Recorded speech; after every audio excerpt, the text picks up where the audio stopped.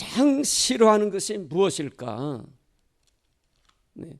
하나님이 가장 싫어하는 것이 뭐라고 생각하세요? 우리 믿음의 성도들이 신앙생활 하면서도 하나님이 기뻐하시는 일, 하나님이 가장 싫어하는 일, 뭔가를 좀 알고 우리 주님을 섬기면 더 좋겠다, 그런 생각이 드는 겁니다. 하나님께서 이스라엘 백성들에게 계명을 주셨어요. 그 계명을 주신 10가지 계명으로 우리가 축소할 수가 있죠. 그 10가지 계명에 하나님이 가장 강조한 강조점이 어디 있습니까? 네?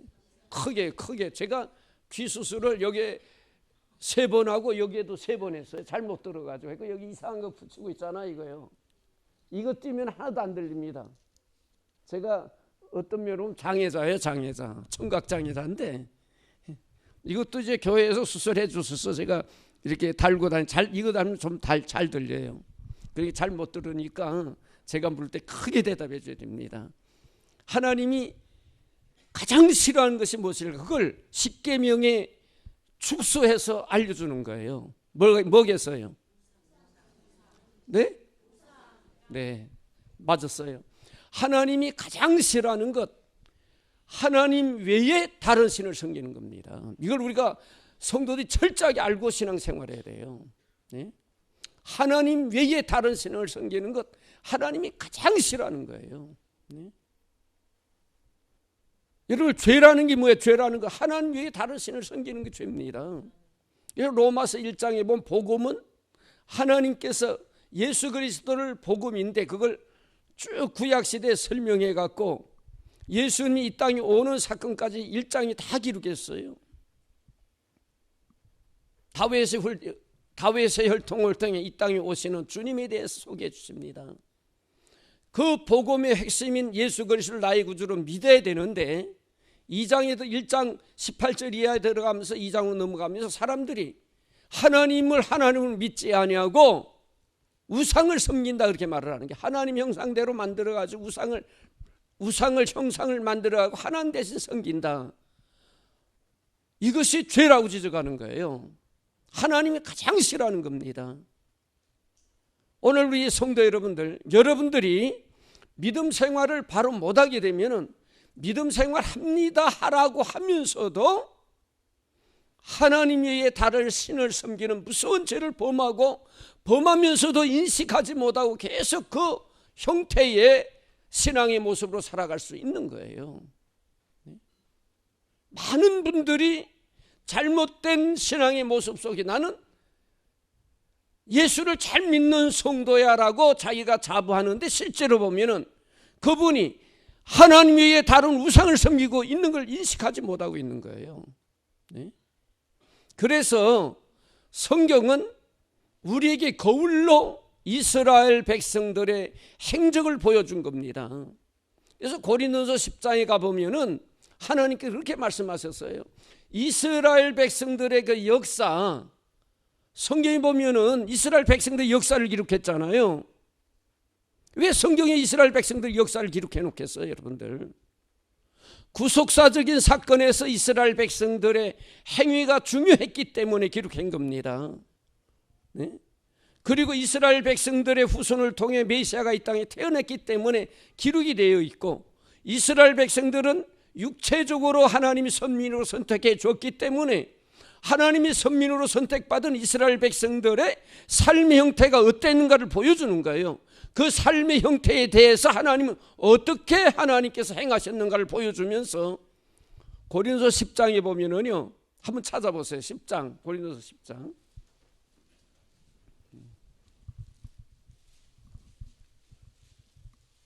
자, 6절을 한번 찾아요. 6절.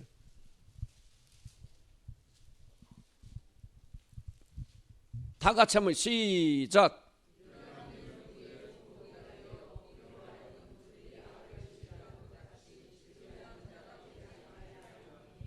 하나님께서 이스라엘 백성의 역사를 통해서 우리에게 거울로 보여주는,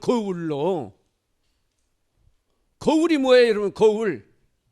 아침에 여러분 출근하시기 전에 세수 다 하고 그 다음에 어디 앞에 섭니까? 네? 거울 앞에 서요. 왜?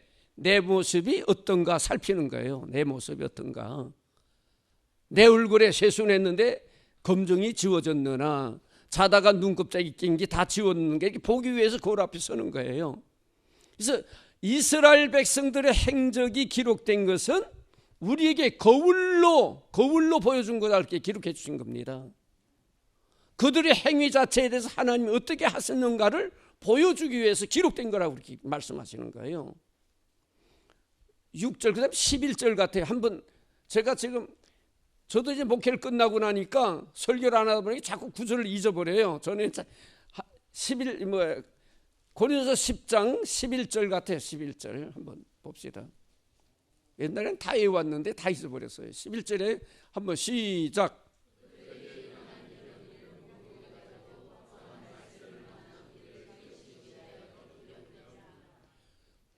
거울과 경고로 그 말씀 있죠, 그게요. 맞죠? 네? 이스라엘 백성들의 행적을 하나님께서 우리에게 거울과 경고로 경고로 기록했다. 경고로. 너희도 이스라엘 백성들 같이 이렇게 못되게 하면은 하나님이 이렇게 하실 것이라 경고가 되어지는 거예요. 대신 너희가 이스라엘 백성들과 하나님 말씀에 순종했으면 내가 이렇게 복을 준다. 그걸 알려주기 위해서, 거울로 알려주기 위해서 기록된 것이 이스라엘 역사예요, 여러분들. 그래서 성경에 이거 뭐 듣기도 싫은 거 이스라엘 백성들 역사를 왜 기록했느냐 그렇게 생각할 것 없이 하나는 다 목적이 있어 기록된 겁니다. 오늘 후대에 하나님의 자녀들이 신앙생활 하는데 거울이 되게 하기 위해서, 경고로 삼기 위해서 하나님은 그걸 기록해 주신 거예요. 그래서 우리는 앞서간 믿음의 선배들의 발자취를 자세히 살피면서 어떻게 믿음의 삶을 살아야 하나님 앞에 칭찬받고 하나님이 기뻐하시고 하나님이 자기의 계획을 우리를 통해 이루시는 축복을 주시는가를 우리는 성경 그들의 발자취를 통해서 배워나가야 되고, 또 앞서간 믿음의 선배들이 하나님 앞에 잘못된 모습을 이렇게 살았더니 하나님께서 이렇게 징계하셨구나라는 것을 성경 기록된 믿음의 선배들의 발자취를 통해 우리가 보고는 이렇게 살아서는 아니 되겠구나 라고 우리는 배워나가야 된다, 그 말이에요. 그러기 위해서 기록됐다라고 성경이 말하는 거예요. 제 말이 아닙니다. 그렇죠, 여러분들? 성경이 이렇게 말하는 게 성경이에요. 그래서 이스라엘 백성들의 행적 속에서 하나님이 가장 기뻐하지 않았던 것이 우상 섬기는 거였습니다, 여러분들. 그래서 십계명, 하나님이 계명이 만든 그걸 축소하고 10가지 계명을 압축시켜 주실 때 첫 번째, 내 앞에 내게 다른 신을 두지 말라. 경고하는 게 경고하는 거. 두 번째도 똑같은 우상에 대한 얘기입니다. 십계명이 4번째까지 우상에 대한 것을 계속 거듭 말씀하는 거예요. 그만큼 하나님은 우상에 대해서 철저하게, 하나님 외에 다른 신을 섬기는 건 가장 하나님이 싫어하시고 가장 하나님께서 진노하신다. 성경은 그렇게 말씀하셔요. 하나님께서 하나님 외에 다른 신을 섬기면 하나님 진노하신다 이렇게 말씀하셨어요. 그런데 한번 성경의 그 모습을 보세요. 이스라엘 백성들이 하나님 선택받은 백성이라 그러면서 하나님을 섬긴다고 그들이 스스로 그렇게 믿었던 거예요. 그러면서 그들은 세상적인 인간적으로 생각하는 우상을 만들어서 그들이 또한 함께 섬겼던 겁니다. 아세라 목상, 바알신, 이런 것은 인간이 만든 축복의 신들이에요.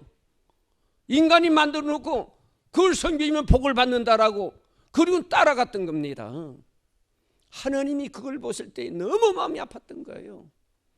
또 이스라엘 백성들이 애굽으로 피난 갔다가 오면서 금송아지를 만들어 놓고 우리를 애굽에서 인도한 하나님이 이 금송아지 이게 하나님이라 그렇게 섬겼던 거예요. 이것이 올무가 되어서 이스라엘이 하나님 앞에 진노받게 되는 겁니다. 이스라엘이 멸망받게 되는 원인이 여기 있었던 거예요, 여러분들. 이스라엘이 우리 대한민국과 같이 북쪽 이스라엘, 남쪽 유다로 나눠져요. 둘로 쪼개집니다. 그런데 남쪽 유다에서는 그래도 하나님을 섬겼지만 북쪽 이스라엘은 금송아지 놓고 하나님이라고 계속 섬겼던 거예요. 그래서 이스라엘의 최종적인 멸망의 원인이 우상을 섬기다 멸망당하는 겁니다.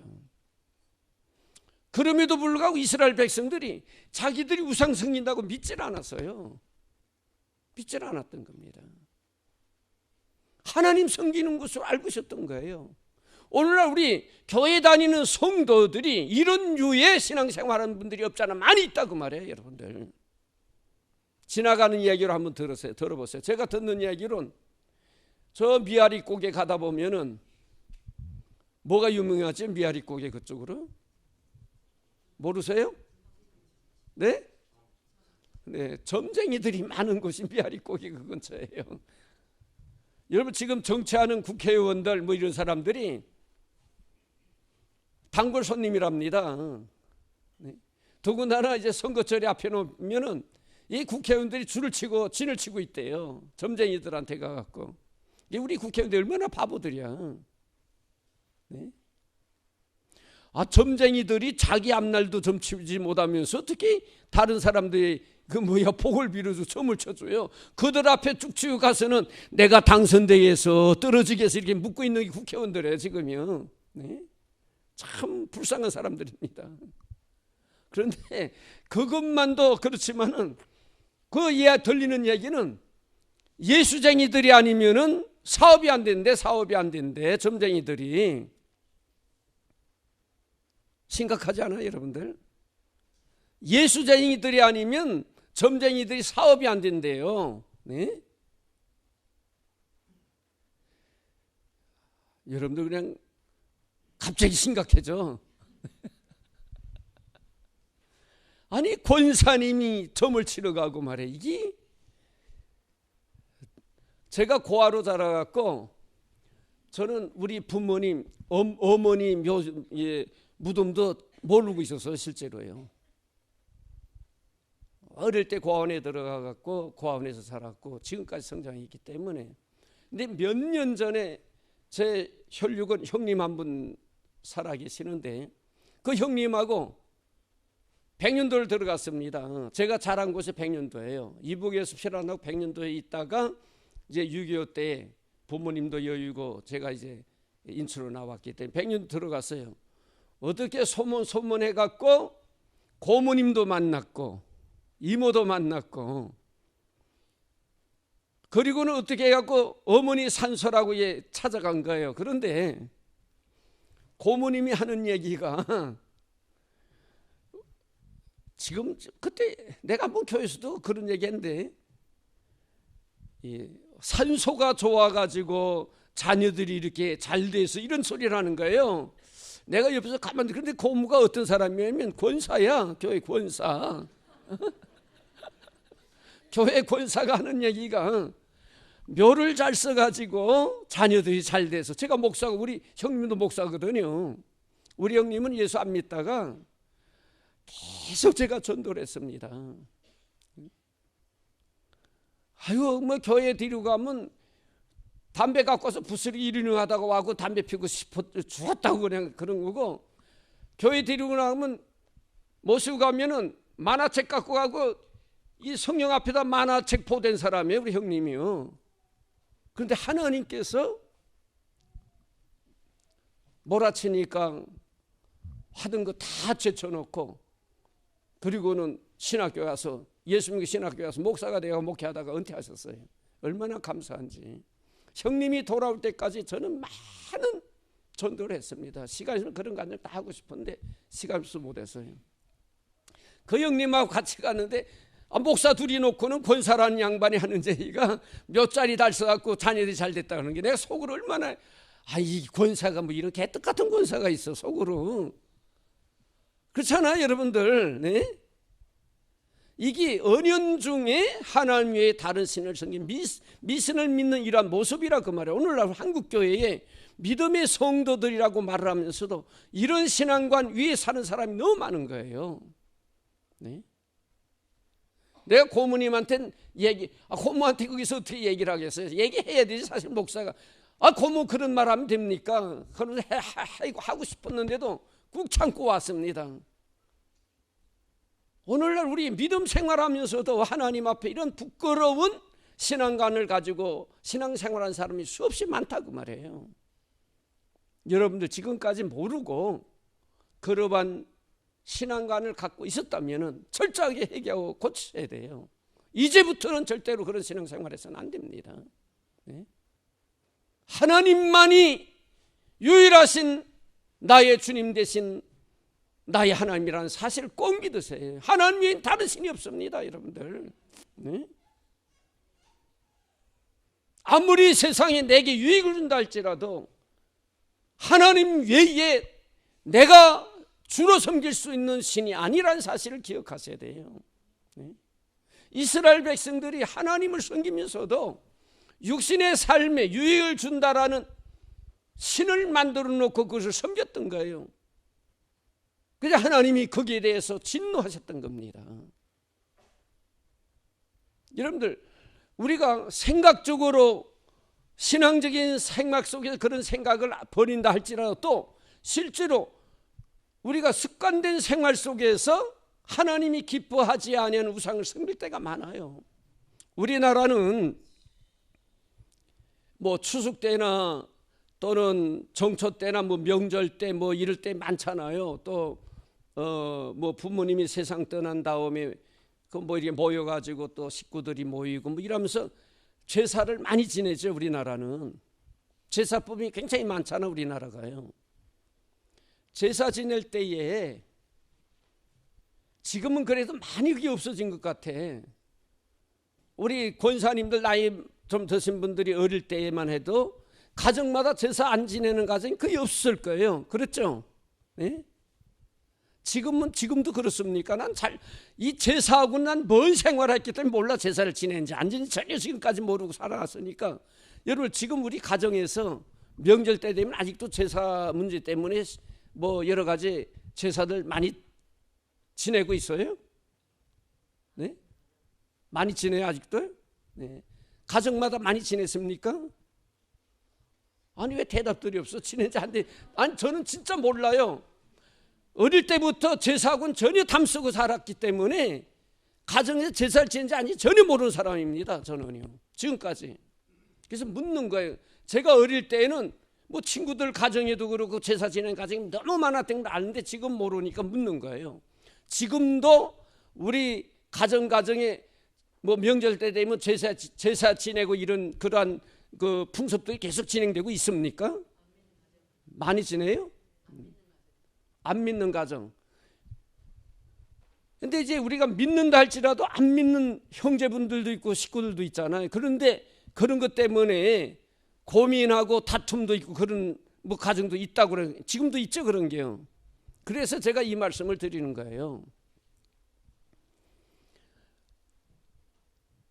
우리가 명절 때나 이럴 때 되면은 우리 온 식구 형제 전체가 다 그리스도 안에서 하나 되어서 하나님 앞에 예배만 드리고 참 기쁨으로 명절을 지내면 좋은데 믿지 않는 형님 가정이 있어가지고 가면은 야 다들 와 제사 지내야 된다 이렇게 할 때 거기에 대해서 자꾸 부딪히는 일들이 있잖아요. 가정마다.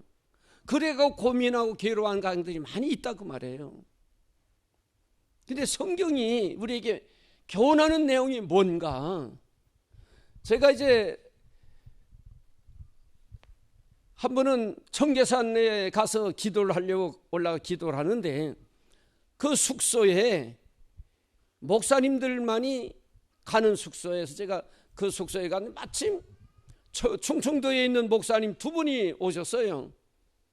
두 분이 오셔가지고 같이 목사님 두 분이 오셔서 같이 그 숙소에 있었는데 저는 이제 누워서 조금 쉬려고 하는데 두 분이 대화를 하는데 대전의 중앙교회 우리 합동 쪽 굉장히 좋은 교회입니다. 그러니까 목사님하고 장로님이시구나. 두 분 장로님하고 목사님 숙소에 같이 저하고 같이 이제 배정을 받아 있는데 그 두 분이 대화를 하는 거예요. 담임 목사님은 아니고 같은 노예 목사님하고 장로님하고 오셔서 대화를 하는 겁니다. 대화하다가 이 우상 제물에 대해서 얘기를 하는 거예요. 이게 제사 음식에 대해서 뭘 하다가 하여튼 두 분이 제사 음식에 대해서 이야기하면서 대전중앙교회에 계시는 분이 장로님이시고 그 노예에 목사님이 오셔서 대화하다가 장로님하고 얘기하다가 제사 음식에 대해서 얘기하니까 그 장로님이 이런 얘기를 하시더라고.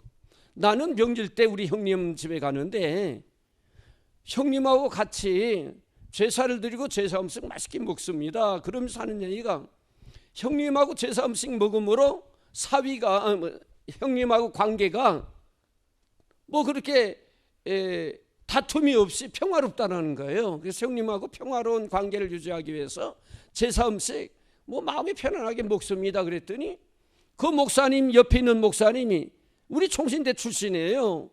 그분이 아유 장로님 잡수도 괜찮아요. 뭐 마음의 허락만 하면 잡수도 괜찮아 이렇게 대답하는 거예요. 둘이서 짝이 맞더라고. 짝짝꿍 맞으면서 서로 그 얘기를 하는데 내가 가만히 옆에 섰다가 화가 나더라고요. 목사가 아니 장로님이 그 음식을 먹어도 좋다니까 목사님은 그거 괜찮아요. 마음이 허락하면 잡수도 됩니다. 이렇게 대답하는데 속이 뒤집히는 게 제가 가만히 생각하다가 그래서 끼어들었죠. 목사님 아니 성경에 제사 음식 먹으라는 성경 말씀 있습니까? 제가 이렇게 끼어드는 거예요.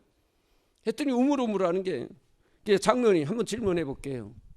형님하고 사이가 좋기 위해서 제사 음식 뭐 마음 놓고 잡수신다고 그러는데 그거 잡수님으로 하나님과 사이가 멀어진다면 어떤 걸 선택하겠어요? 그랬더니 장로님이 한참 생각하고 저를 쳐다보고 생각하는 거예요. 만일 제사 음식 먹는 것이 하나님과의 관계에 문제가 생기고 형님과는 가까워질지 몰라도 하나님과 문제가 생기는데 그러면 제사 음식 먹는 거 먹겠어요? 안 먹겠어요? 제가 물었더니 한참 생각하는 거예요. 그러더니 대답을 못해. 그래서 제가 우리 성경 공부 한번 합시다. 목사님 장로님도 성경 공부 시켜서 제가요. 고린도서 8장 한번 찾아보세요. 그래 내가 했죠. 한번 찾으세요.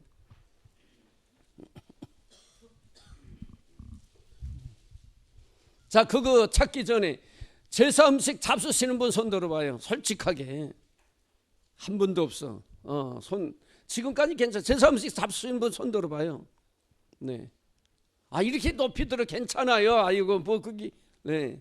그 다음에 나는 안 먹습니다. 하는 사람 자신 있으면 손 들어봐요. 내 집사님 네 분 미리 성경 공부 다 해서 이게 안 잡수는 거고. 지금까지 잡수는 건 괜찮아. 그러나 이 성경 공부를 알고 그 다음 여러분들 진짜 마음에 하나님 앞 바로 서기 위해서는 여러분 결단을 내려야 돼요. 결단을 내려야 돼요. 자, 성경 봅니다. 7절 한번 볼까요? 7절 8장 7절 다 같이 시작.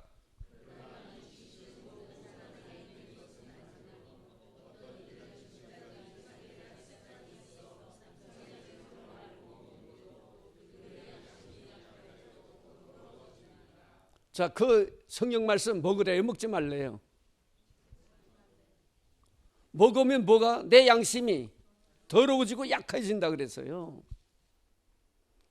이 제사, 거기 이제 7장 1절부터 쭉 얘기는 제사에 대해서 잘못된 지식을 갖고 잘못된 지식을 알아가지고 그걸 먹어도 된다라고 얘기하는 사람들이 있는 거예요. 아까 제가 말씀드렸습니다. 목사님이 마음에 양심이 허락하면 잡수도 돼요.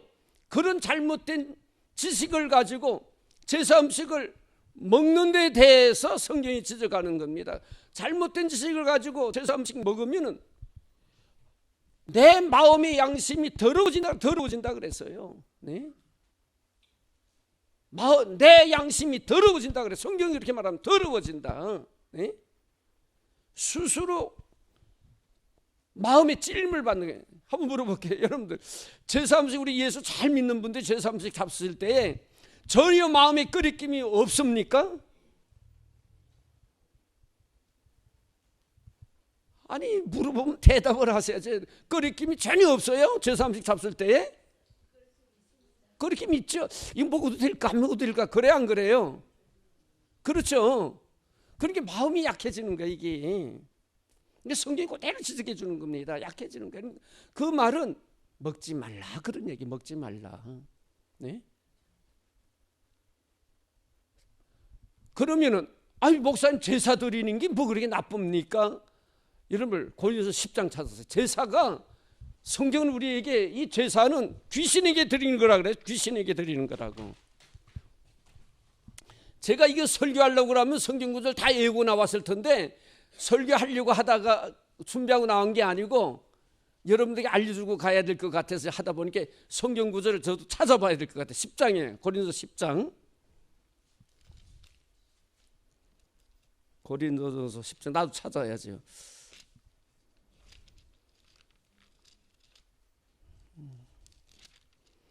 어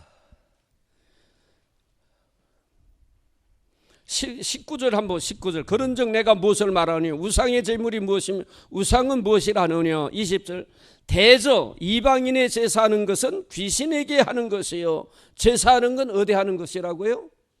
자 20절 다 같이 읽기 시작.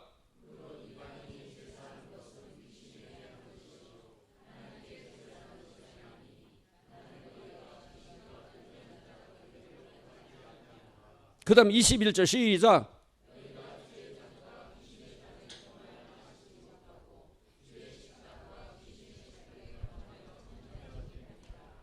여러분 우리는 제사 드리는 게 뭐가 나쁘냐 그러죠. 또 우리 한국의 그 이제 샤머님주인 조상들이 섬기던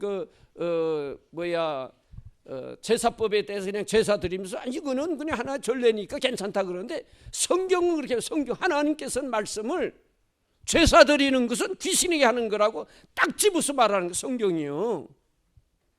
이런 설교 들어보신 분 있으면 손 들어봐요. 교회에서. 목사님도 이걸 가르쳐줘야 되는데 안 가르쳐주시니까. 제사 드리는 거는요 여러분 꼭 기억해요. 누구에게 드리는 거라고? 귀신에게 드리는 게 귀신에게 드리는 거예요. 네? 제사 드리는 게 아무것도 아닌 게 그냥 우리나라의 어떠한 뭐라고 얘기하나 하나의 그런 관습이 아니에요. 이거는 우리나라 조상들이 귀신에게 드리던 제사법입니다. 이거는요 성경이 이렇게 말하는 거예요. 성경이 말하는 겁니다. 그래서 제사 드리는 그 자체가 귀신하고 교제하는 거예요. 그러면서 그 다음 절에 귀신에게 드리는 장과 떡과 우리가 그것을 먹으면 그게 함께 동참한다 그런 뜻입니다. 그래서 제사의 음식에 대해서 우리가 철저하게 지켜야 될 이유가 여기 있는 거예요. 네? 제사 드리는 것은 귀신에게 드리는 것이고 제사 음식은 귀신에게 드리는 잔이고 떡이라 그 말이에요. 그런데 그것을 양심이 허락하면 먹어도 됩니다. 그걸 먹으면 양심이 여러분들 조금 더 뭔가 찔림이 없냐 그 말이에요. 네? 그렇죠? 그래서 성경은 먹지 말라 했고 그 다음에 11절에는 뭐라고 하니? 고린도전서 8장 11절이나요?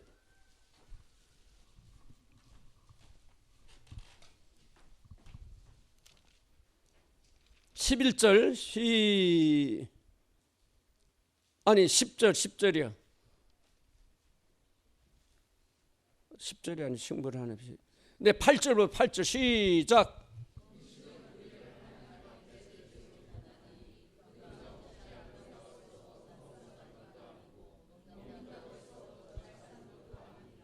여러분들 제사 음식 먹지 않는다고 부족함이 없어요. 그거 안 먹는다고 배고프지 않다고 말해. 진짜 죽을 찌개면 먹어도 돼. 하나님은 그건 허락합니다. 그러나 그거 아니 먹는다고 배고파서 죽을 찌개까지 이럽니까 여러분들? 네? 먹어도 족함이 없고 안 먹어도 부족함이 없는 게 제사 음식이라고 말해요. 성경이 왜 이렇게 말하면 먹지 말라 그 얘기예요. 이해되면 아멘 하세요. 먹지 말라 그 말입니다. 네? 하나님이 더러워하는 것이기 때문에 우상에 섬길 때에 드리웠던 음식이기 때문에 먹지 말라 그렇게 말을 하는 거예요. 그 다음에 9절도 보세요. 9절 시작.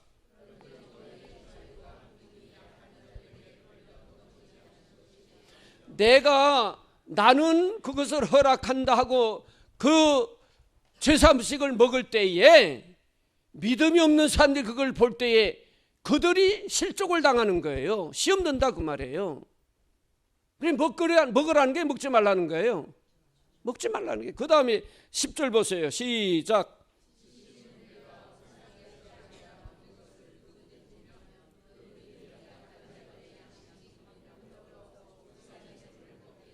(11절)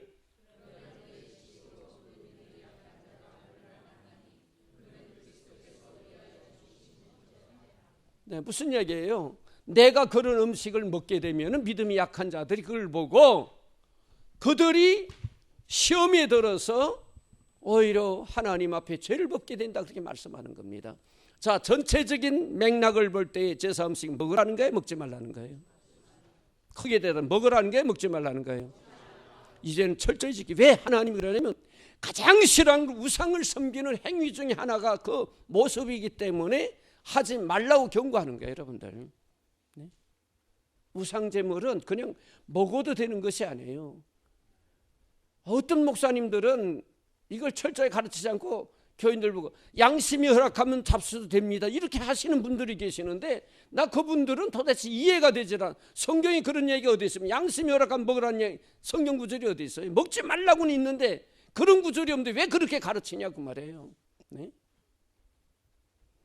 우리는 의도가 아닐지라도 하나님 앞에 이와 같이 하나님 외에 우상을 섬기는 행위를 할 때가 있다, 그 말이에요. 그러니까 이제부터는 혹시 과거에 몰랐을 땐 괜찮아. 이제부터는 철저하게 하나님 앞에 하나님만 나의 하나님이라, 우상을 섬겨도 안 되고 우상 제물을 먹어도 안 된다는 확신함을 가지고 우리가 하나님 앞에 서야 된다, 그 말이에요. 네? 이거는 우리 주일학생들에게 철저히 가르쳐야 됩니다. 주일학교 학생들에게. 우리 제가 섬기던 영화교회는 제가 이런 설교를 많이 해갖고 이 주일학생들도 그걸 철저하게 그냥 배겨갖고 제사 때는 막 손자 손녀들이 안 한다고 그러니까 할아버지 할머니가 꼼짝 못한대, 안 하겠다고 그러니까. 네? 그걸 철저히 가르쳐야 돼요, 여러분들. 여러분들이 그걸 못하면 여러분들 자녀들에게 시켜갖고 할아버지 할머니 앞에 못합니다 하고 하게 해갖고 할아버지 할머니를 예수 믿게 만들어야 돼요. 네? 철저하게 가르쳐야죠. 그래서 하나님이 가장 싫어하는 것이 우상제물을 먹는 거예요. 우상 앞에 절하는 것이고 우상제물을 먹는 것 가장 싫어하는 것입니다. 그럼에도 불구하고 때로는 우상제물을 먹을 수가 있어요, 여러분들. 자, 성경이 기록되어 있습니다. 고린도서 10장 보세요.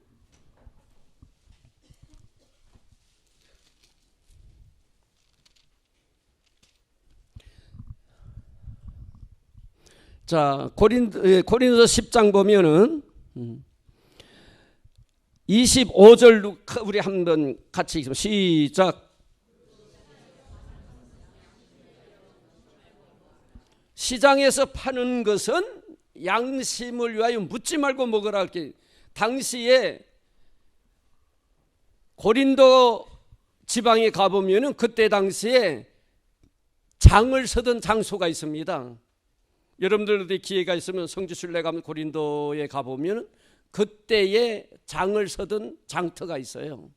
근데 그때의 장터에는 어떤 일이 있냐면 고기를 짐승을 잡아 고기를 팔 때에 먼저 그것을 제사를 드리고 장터에 갖다 팔았던 거예요. 무슨 얘기인지 아시겠어요? 그냥 돼지 잡아고 소 잡아고 그냥 그 고기를 장터에 와서 팔은 것이 아니라 그들이 우상 앞에 먼저 제사를 드리고 그 고기를 갖다가 장터에 팔았던 겁니다. 근데 이제 시장에 나온 사람들은 그걸 사다가 먹잖아요. 그래서 성경에 시장에서 사오는 음식에 대해서는 묻지 말고 먹으라, 그 얘기예요. 그게 제사 음식인지 아닌지 묻지 말고 먹으라, 그 말입니다. 무슨 얘기인지 아시겠죠?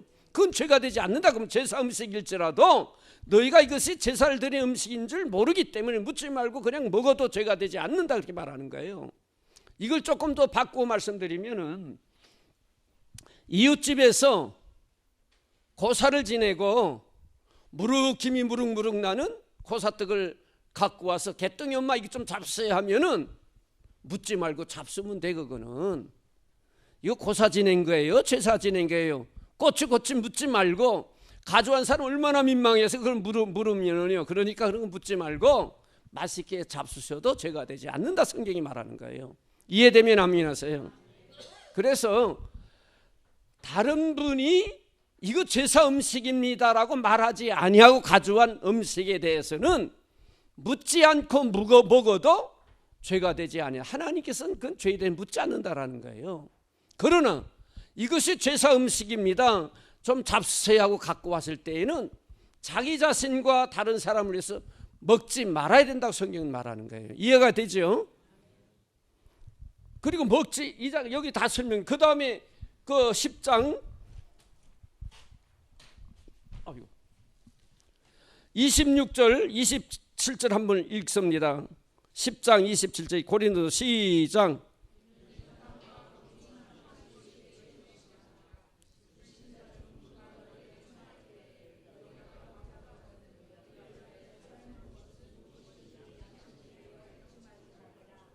(28절이요)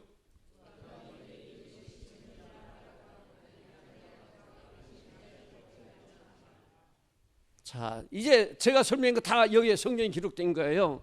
이웃이 초대해갖고 이웃이 갖고 온 음식에 대해서 이건 제사 음식이다 먹지 말고, 묻지 말고 먹으면 돼. 제사 음식이다 하면은 먹지 말고, 아무 말 안 하면 묻지 말고 먹어도 된다 그 얘기예요. 먹을 수 있을 때와 먹지 않을 때를 성경이 말하는 겁니다. 너무 자세하게 기록됐잖아 성경에, 여러분들. 그래 안 그래요? 네?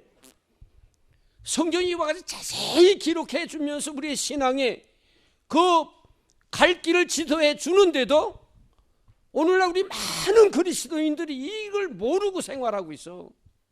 물론 책임은 목사님들이겠습니다. 왜 목사님들이 이걸 철저히 가르치질 않아? 바로 가르치질 않아.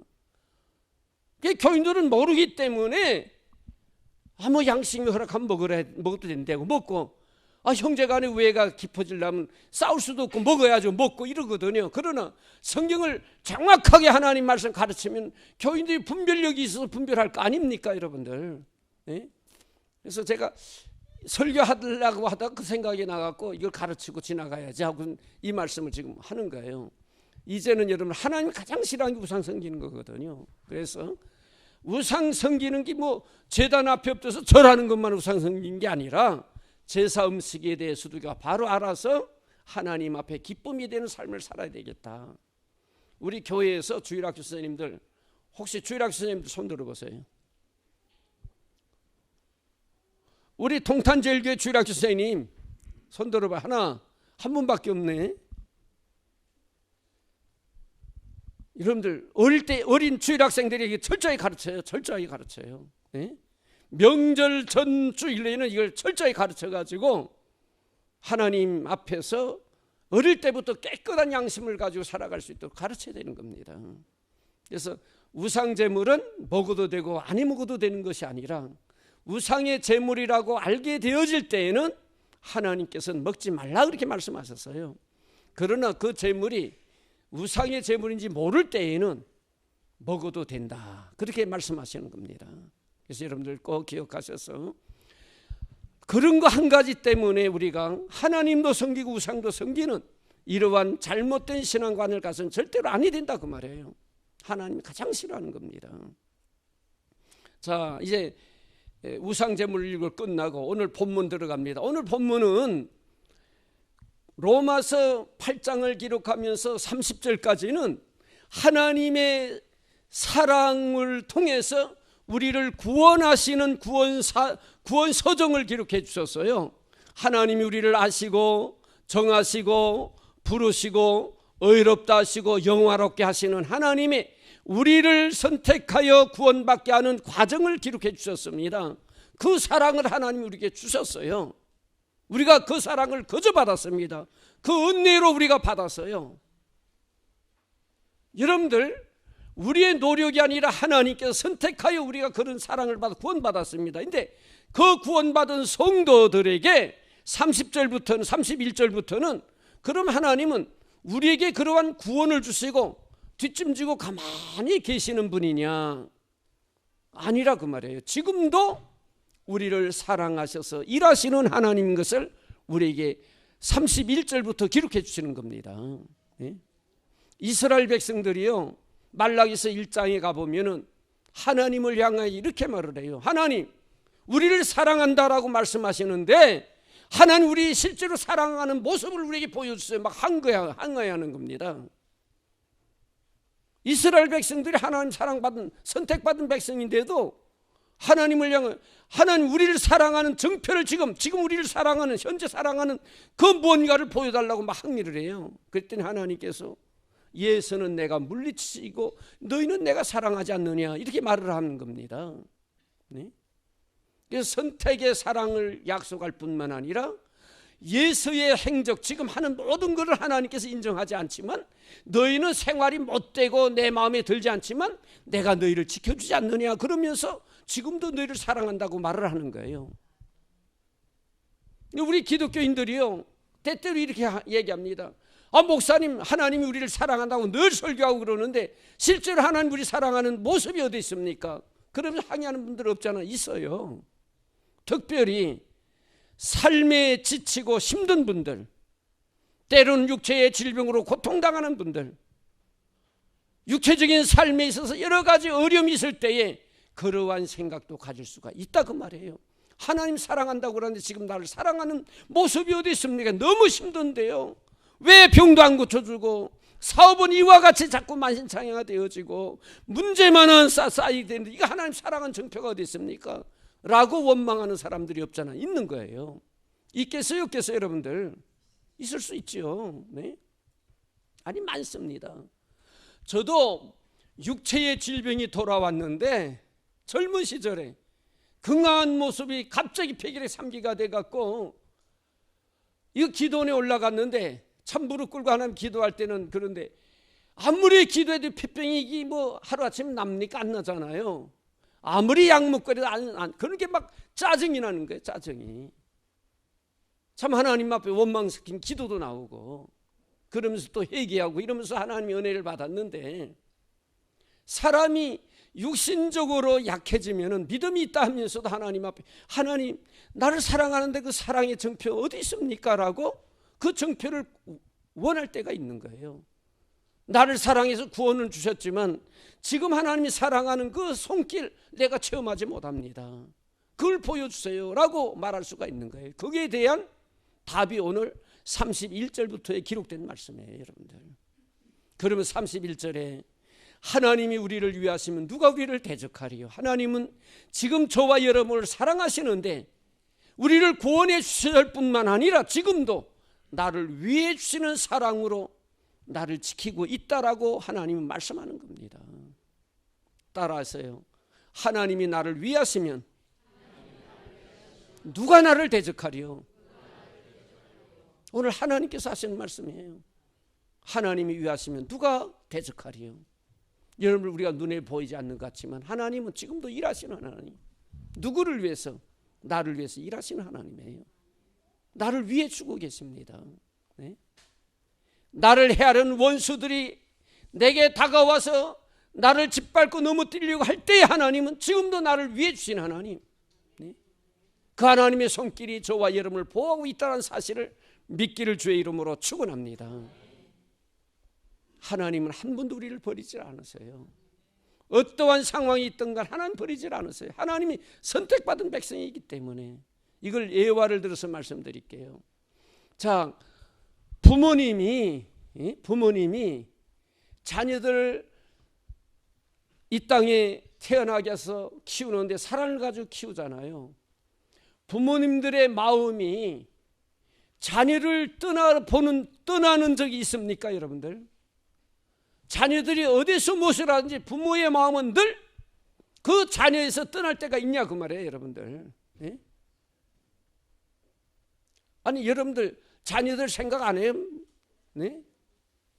자녀들이 어려움을 당하면 당할수록 부모님은 그 자녀를 더 생각하는 거예요. 그렇지 않습니까, 여러분들? 평화롭고 잘 될 때는 종종 잊어버릴 때가 있어. 잘 사니까. 그러나 자녀들이 어렵고 힘들 때는요, 한시도 잊어버리지 않는 게 부모의 심정이에요. 네? 그래서 부모님들은 어떻게 하면 어려움 당한 내 자녀를 도울 수 있을까? 내 자녀가 지금 병들어서 힘들어하면은 차라리 내가 병들지 제 건강해 주면 좋겠다. 그런 마음이 부모의 마음이에요, 이게요. 그만큼 부모는 자녀들에 대해 생각을 볼 데가 없습니다. 늘 그 생각을 갖고 도와주려고 하고 애쓰고, 그리고 그 자녀의 아픔을, 자기의 아픔을 느끼는 게 부모의 모습이에요. 부모님들이 우리의 힘이 유한한 존재이기 때문에, 자녀에게 대해서 도울 수 있는 힘이 없기 때문에 못 도와주는 것이지, 무한한 능력이 있다라면은 모든 부모들은 자녀에게 아픔을 다 도와줄 겁니다. 그렇겠어요, 안 그렇겠어요? 우리 하나님은 전지전능하신 하나님이에요. 능력의 하나님이십니다. 유한하신 하나님이에요. 무한하신 하나님이십니다. 그 하나님은 우리가 하나님의 자녀이기 때문에 늘 우리에게 관심을 가지시고 어떻게 하면 도와줄까 늘 생각하고 계시는 그 사랑의 하나님, 그 사랑을 멈추지 않고 지금도 진행하고 계신다는 사실을 믿기를 주의 이름으로 축원합니다. 그러면서 우리에게 하시는 말씀이, 하나님이 우리를 위해 주시면은 누가 우리를 대적하리요? 하나님 지금도 우리를 위해 주신 하나님. 네? 여러분들 힘들고 어려울 때 하나님은 나를 생각하고 계신다는 사실을 믿기를 주의 이름으로 축원합니다. 하나님은 나를 모르고 계세요? 아니에요, 알고 계세요. 성경은 이렇게 말합니다. 우리의 육신의 부모님은 나를 잊을지라도 하나님은 내 이름을 손바닥에 새기시고 기억하고 계신다, 성경이 말을 했어요. 네? 한 번도 우리를 잊어버리는 법이 없는 하나님의 그 사랑이 지금도 진행되고 있는 겁니다. 우리는 하나님은 한 번 나를 구원해 주는 사랑으로 끝난가 보다 그렇지 않아요. 영원까지 하나님은 나를 기억하시고 나를 위해 주신 하나님. 그러기에 여러분들 낙심하지 마세요. 실망하지 마세요. 아무리 어려운 상황이 있을지라도 하나님이 도우시는 하나님이 내게 있다는 사실을 믿길 주의 이름으로 축원합니다. 그 하나님을 붙잡으세요. 그 하나님 의지하세요. 그 하나님 앞에 구하세요. 그 하나님 찾아 나가세요. 하나님이 들으시고 응답하세요.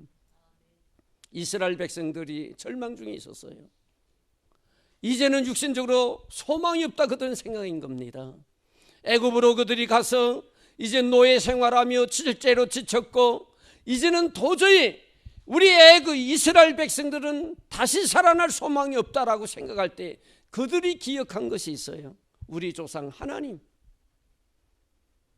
아브라함과 이삭과 야곱의 하나님, 우리 조상의 하나님, 우리에게 언약하신 그 하나님을 기억하기 시작인 거예요. 그리고 그 하나님 앞에 부르짖기 시작인 겁니다. 성경에 보니까 하나님이 그 부르짖음을 들으신지라 그렇게 말씀하셨어요. 네? 하나님이 들으신지라, 들으시고 그 다음에 하나님께서 구원의 계획을 진행시켜 나가는 겁니다. 모세를 들어서 그 다음에 하나님 이스라엘 백성 출애굽시키는 사건들을 진행해 나가는 거예요. 인간적으로는 절망 중에 할 수 없다 할 때 하나님은 하나님을 기억하고 찾는 백성에게 하나님의 능력의 손으로 그들을 이끌어내는 귀한 역사를 이루시는 하나님이라는 사실을 믿기를 주의 이름으로 축원합니다.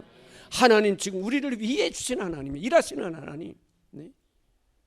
기억하셔서 하나님 나 사랑하지 않잖아요, 그렇게 하지 마시고 하나님 지금 나를 사랑하셔서 지금도 일하시는 하나님, 나를 위해 일하고 계시는 하나님이에요. 내가 어려움 당할 때 내 곁에 계시는 하나님이십니다. 내가 힘들어할 때 내게 오셔서 격려하시는 하나님이에요. 그러면서 그 어려움과 힘든 것을 하나님 앞에 고하기를 기다리고 계시는 겁니다. 우리가 하나님 앞에 고하지 아니함으로 하나님께서 손을 쓰지 않는 거예요. 만일 이스라엘 백성들이 그 고통 중에 하나님 앞에 울부짖지 않았으면 하나님이 더 기다리실 겁니다. 더 기다리실 거예요. 성경이 그대로 하나님이 그들의 울부짖는 기도를 들으셨는지라 이렇게 기록된 거예요. 들으시기까지 울부짖었던 겁니다. 오늘 여러분들 낙심하지 말고 절망하지 말고 힘들 때에 하나님 앞에 끌어엎드려 하나님을 찾으세요. 하나님은 그것을 기억하십니다. 저는 제 인생의 삶 속에서 참 어렵고 힘들 때 하나님이 나를 붙드시고 도우시는 체험을 너무 많이 한 사람이에요. 한번 이걸 상상해 보세요. 6.25 고아로 자랄 때 아무 의지할 것 없는 사람이 혼자 이 세상을 헤쳐나갈 얼마나 힘든 일이 많았겠어요. 근데 저는 어릴 때부터 믿음 안에 살아서 사실 그 모든 삶의 과정이 힘들다고 느끼질 않았습니다. 믿음으로 살다 보니까. 그때마다 육체적인 고난이 올 때 하나님 앞에 끄럽들여 기도했고 믿음으로 그걸 이겨나갔더니 그때 힘들다라고 느끼질 않았어요. 네? 그때마다 하나님이 도우시는 손길로 붙들어 주시더라고요. 오늘 사랑하는 성도 여러분들, 여러분이 아무리 힘든 상황이 있을지라도 하나님은 나를 도우시는 하나님의 사실을 믿고 지금도 그 사랑을 가지고 나를 위해 주시는 하나님이 계신다는 걸 믿고 그 하나님 의지하기를 주의 이름으로 축원합니다. 붙들어 주시는 하나님이에요. 그 다음 두 번째 보니까 32절 한번 읽어봅시다. 32절 시작.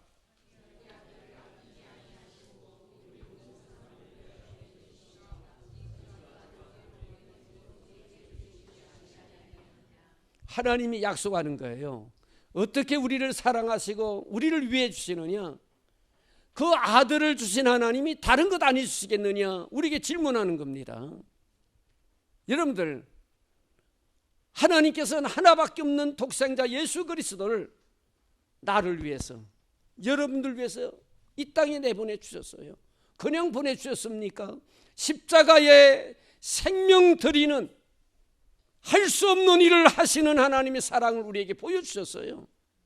그런데 다른 것 안 해주시겠느냐라고 질문하는 거예요. 하나님이 다른 것 주시겠어요? 안 주시겠어요?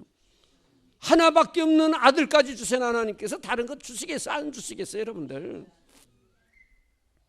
하나님은 아들까지 주신 하나님, 우리에게 아들 주신 하나님 다른 것 귀하게 여기게 다 내어준다라는, 다 모든 것 다 주신다는, 다 허락해 주신다는 겁니다. 하나님의 사랑, 지금도 아들을 주신 하나님의 사랑이 지금도 우리에게 필요한 은혜, 필요한 것 있을 때마다 늘 공급하시고 주시는 하나님이라고 성경은 말하는 거예요. 하나님이 이렇게 우리를 사랑하시고 매일같이 하나님께서 주시는 은혜가 있지만은 우리가 인식하지 못하는 겁니다. 여러분들, 하나님 주신 사랑을 늘 기억하고 인식하고 감사하며 살아가야 돼요. 근데 그걸 우리는 깨달아 알지 못하고 있어요. 오히려 하나님 앞에 원망합니다. 제가 여러분들에게 말씀드린, 하나님은 자녀들이 잘 되기를 원하시지 망하는 걸 원하시는 하나님이 아니에요. 부모가 자녀들이 다 잘 되기를 원하지 자녀들이 망하기를 원하는 부모가 어디 있어요? 우리 하나님도 똑같은 겁니다. 그리고 부모가 자녀들에게 뭔가를 줄 때에 그걸 받는 자녀들도 고마워하지만 줄 때에 그 받는 모습을 보는 부모의 마음이 그렇게 기쁜 거예요. 그래 안 그래요, 여러분들? 부모가 자녀에게 뭘 줄 때 자녀가 그걸 받으면 기쁜 겁니다. 우리 하나님도 똑같아요. 하나님도 하나님의 자녀인 저와 여러분 잘 살고 편안하게 행복하게 살기를 원하지 망하기를 원하지 않아요. 그리고 하나님은 우리에게 선물을 주시는 그 자체가 하나님의 기쁨인 겁니다. 네? 우리가 하나님의 주시는 복을 받을 때 우리도 기뻐하지만 그보다 더 기뻐하시는 분은 하나님이세요. 그래서 여러분들, 하나님 기쁘게 해드리는 게 뭐냐면은 하나님이 주시는 복을 받는 것이 하나님을 기쁘게 해드리는 거예요.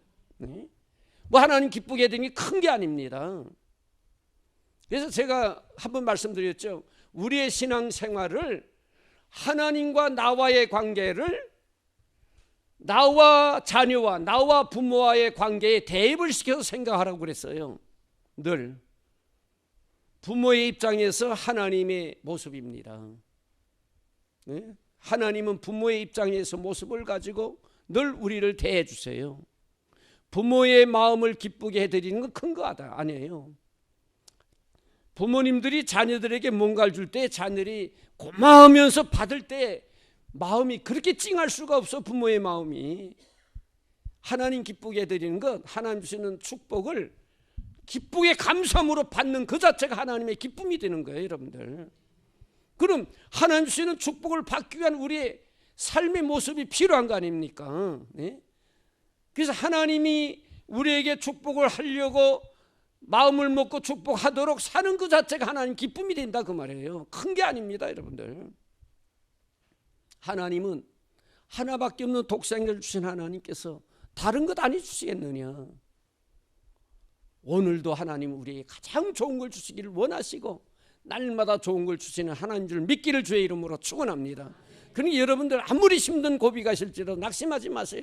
그 하나님 앞에 끌어엎드리면은 하나님 내게 제일 좋은 것으로 그 시간에 은혜를 베푸시는 하나님이라는 사실을 믿기를 주의 이름으로 축원합니다. 제 경험 하나 말씀드릴게요. 제가 이제 병들어서 참 젊은 시절에 제 기억에 20살부터 제가 몸이 아팠던 것 같아요. 한참 일할 나이고 그런 나이에 병들어 가지고 사실 제가 청년 시절에요, 믿음 생활 잘하려고 얼마나 발버둥친지 몰라요. 저녁마다 교회 와서 제가 기도했습니다. 그때 당시에, 지금 제 기억에. 그런데 교회 와서 기도하려고 하면 문이 잠겨 있어요. 목사님 사택이 떨어져 있으면 괜찮은데 바로 여기 붙어 있었습니다. 그래 문을 두드려 열어달라고 하기가 참 목사님에게 미안하더라고요. 그럴 때가 종종 있었어요. 매일같이 갔습니다. 저녁마다 교회. 그리고 앞에서 좀 기도하고 가고, 문이 열렸으면 교회 와서 기도하고, 그런 생활했어요.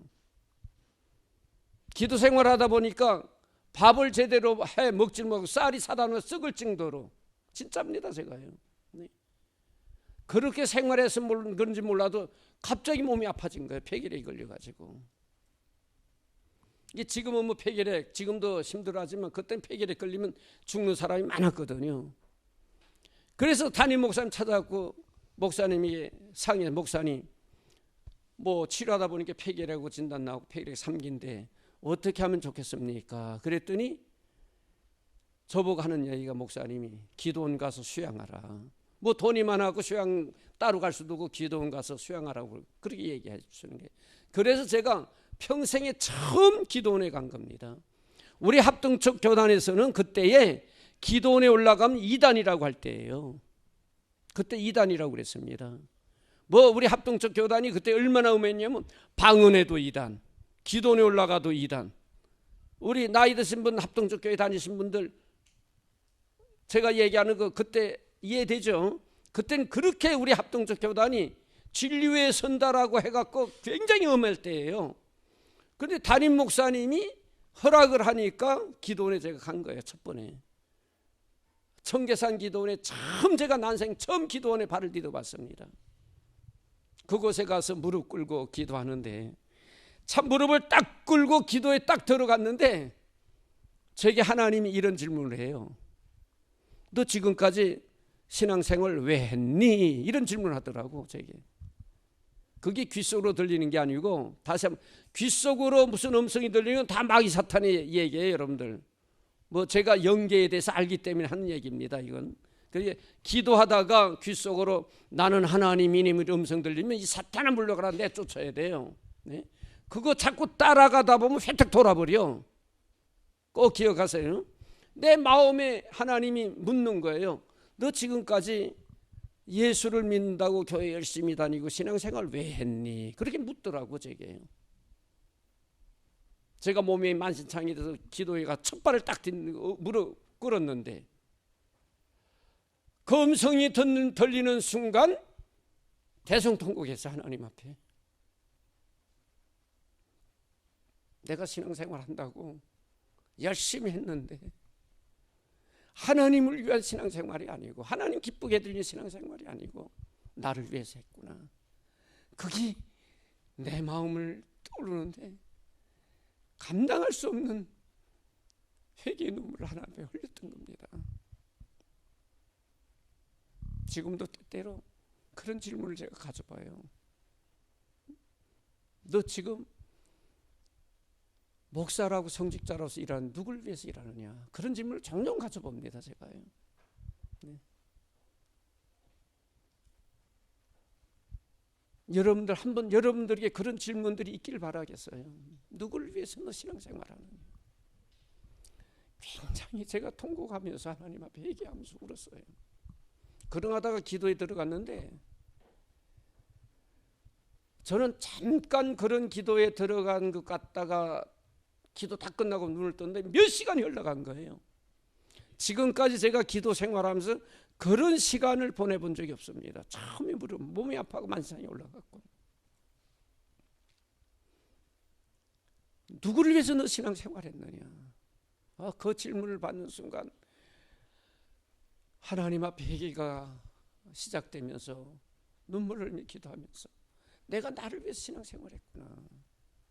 하나님 기쁘게 해드린다고 말만 했지 나를 위해서 내가 신앙생활했구나. 이제는 그렇게 안 해야지. 그러면서도 또 시간이 지나고 신앙생활하다 보면 또 나를 위해서 하는 거예요. 이게요. 반복적으로. 이게. 그렇게 산에 올라서 기도하는데 몸이 만신창이 기도 올라가 열심히 신앙생활을 하려다가 몸이 만신창에서 기도생활 시작한 겁니다. 그런데 기도원에서 기도생활하는데 얼마나 그것이 하나님 앞에 참 원망스러운지 모르겠어요. 난 나름대로 열심히 신앙생활을 했는데 하나님 왜 내게 이런 질병을 줘가지고 참 내 생각에는 돈 벌어하고 장로가 돼서 교회를 섬기는 목사님 잘 모시고 싶었는데 이게 뭡니까? 라고 막 원망 섞인 그런 기도도 나오더라고요. 그 일 후에 그 다음에 하나님 앞에 엎드려 기도하면서 하나님 주시는 영적 세계의 체험을 많이 했어요. 1, 2년이 아닙니다. 내가 이제 기도 생활한 게. 그러니까 얼마나 답답했겠어요. 인간적으로 제가요. 뭐 아까 우리 식사하다가 목사님 어느 기도원? 철원 기도원? 네? 무슨 기도원이라고 그랬죠? 그 감리교 재단에서 운영하는 철원에 있는 그 기도원 아까 얘기하더라고요. 내가 거기 갔다가 배 터진 줄 알았어요. 그렇게 기도 생활하다가 철원 그 기도원에 갔는데 저녁에 집회하고 예배를 드리고 숙소로 가려고 그러는데 여자 씨들이 저게 달려오더니 손잡고 팔잡고 이렇게 빙 둘러앉고 가운데다 갖다 집을 던지는 거야. 저를요. 목사님 그 체험 해봤어요? 깜짝 놀라서 기도원에 가서 저녁 예배 드리고 마침 숙소로 가려했더니 여자 씨들이 오더니 그냥 잡았고 가운데다 털썩 던져놓고는 그리고 옷을 벗기는 거예요. 깜짝 놀랐죠. 웃지도 않아 여러분들만. 총각 옷을 벗기는 게 이 웃덩어리를 쫙 벗기더니 홀랑 벗겨놓는 게 그리고는 이 배를 때리기 시작하는데 얼마나 아픈지. 내가 원하는 게 아니라 욕줄 끌려가지고 철원 기도원에서 그냥 좁혀는 거예요. 뭐 자기들 찬송하면서 그럼 자기들 기도하면서 막 때리는데 이유도 없어요. 얼마나 아프게 맨살에 이렇게 사람들이 막 손바닥 때리니까. 난 그런 체험도 해봤어요. 괜히 기도원에 갔다가 그때의 기도도 있질 않아. 그분들이 기도하면서 하는 얘기가 주의 종인데 하면서 때리는 거예요. 이게요. 그러면서 하는 얘기가 이천성 목사보다 조영일 목사 더 위대한 목사라고 막 때리는 게 이게요. 네? 저는 신학교도 안 갔는데 그 얼마나 아픈지. 이게 뭐 기도 소리도 들리지만 이게 아파갖고 하여튼 기도 생활하면 그런 생활도 해봤어요. 그런 생활하면서 제가 얻은 게 뭐냐면 그때의 영계에 대한 것을 체험한 겁니다. 저는 어릴 때부터 합종적 교회에서 어릴 때부터 자랐기 때문에 성경은 참 많이 알았어요. 왜냐하면 고아원에서 아침마다 경건의 예배를 드렸거든요. 아침마다 예배를 드리니 지겹게 그냥 예배 드리니 그렇게 지겨웠어요. 근데 억지로 드릴지라도 예배에 참여했고 아침마다 성경을 읽기 때문에 성경을 많이 알고 있었습니다. 제가 목사가 돼가지고 그때에 읽었던 성경 구절이 설교할 때 막 떠오르는 거예요. 얼마나 하나님이 감사한지 제가요. 어릴 때에 그 읽었던 성경 구절들. 여기 우리 집사님들 계시지만 제가 교회에서 설교할 때 원고 보고 설교하지 않아요. 그렇죠 집사님? 네? 다 성경이 떠오르는 거예요. 설교하면은 그때 그 어릴 때 읽었던 성경 구절들이. 그래도 성경 구절만 갖고는 목회를 못해요 여러분들. 근데 그때에 몸이 아파갖고 산에서 몇 년 동안 헤매면서 기도 생활하면서 받은 영적인 세계의 은혜를 그때 받았습니다. 그때는 그것이 하나님 앞에 고맙질 않아서 원망스러워. 하나님 왜 이렇게 몸 아프게 만듭니까? 빨리 낫게 해주세요. 이 괴롭기만 한 거예요. 그때는 하나님 앞에 그것이 고맙다고 생각하지 않아서 빨리 몸만 낫게 해달라고 그러죠. 그러다가 결국에는 날 데려가시든지 하나님 마음대로 하시라고 이렇게 기도하다가 응답받고 신학교 갔거든요. 그리고 목사가 돼서 그 다음에 지나간 과거를 돌아보니까 너무너무 하나님의 은혜가 고마웠던 거예요.